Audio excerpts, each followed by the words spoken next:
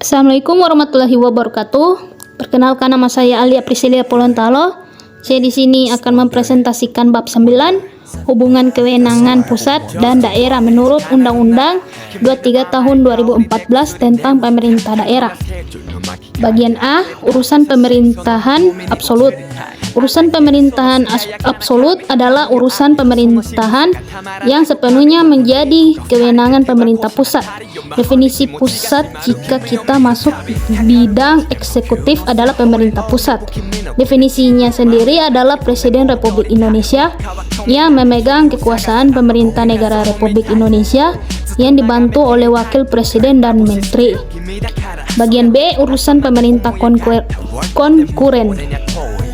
Urusan pemerintahan konkuren adalah urusan pemerintahan yang dibagi antara pemerintah pusat dan daerah, provinsi, dan daerah kabupaten atau kota.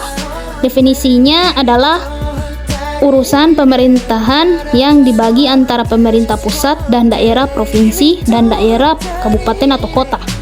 Urusan yang diserahkan kepada daerah menjadi dasar pelaksana otonomi daerah. Bagian C, urusan pemerintahan umum. Urusan pemerintahan umum adalah urusan pemerintah yang menjadi kewenangan presiden sebagai kepala pemerintahan. Definisinya adalah urusan pemerintahan yang menjadi kewenangan presiden sebagai kepala pemerintahan. Bagian D, urusan pemerintahan wajib. Urusan pemerintahan wajib yang diselenggarakan oleh pemerintah daerah tertinggi menjadi urusan pemerintah yang berkaitan dengan pelayanan dasar dan pemerintahan yang tidak berkaitan dengan pelayanan dasar. Pembagian urusan pemerintahan konkuren antara pemerintah pusat dan daerah, provinsi, serta daerah kabupaten atau kota.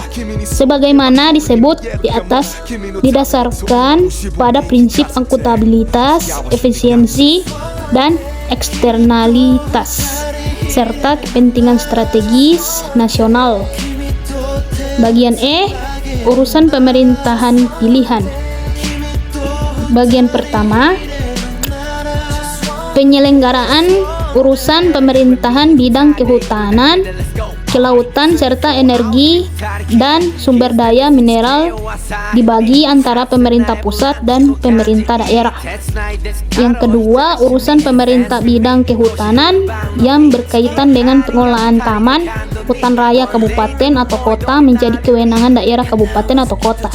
Yang ketiga, urusan pemerintahan bidang energi dan sumber daya mineral yang berkaitan dengan pengolahan minyak dan gas bumi menjadi kewenangan pemerintah pusat.